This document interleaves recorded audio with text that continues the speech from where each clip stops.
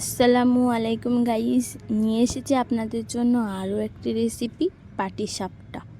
তো প্রথমে এখানে নারকেল কুড়িয়ে নিয়েছি, তারপর এখানে হাঁড়ির মধ্যে দিয়ে দিয়েছি দুধ। তো দুধটা ভালোভাবে কিছুক্ষণ গরম করে নিয়েছি, তারপর এর মধ্যে দিয়ে দিয়েছি কুড়োনো নারকেল।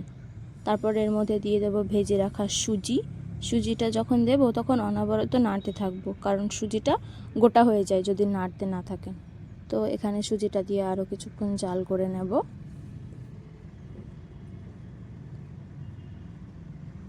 দেখতেই পাচ্ছেন কেমন নেড়েই যাচ্ছে, কারণ এটা যদি না দিই তাহলে তলে লেগে যাবে।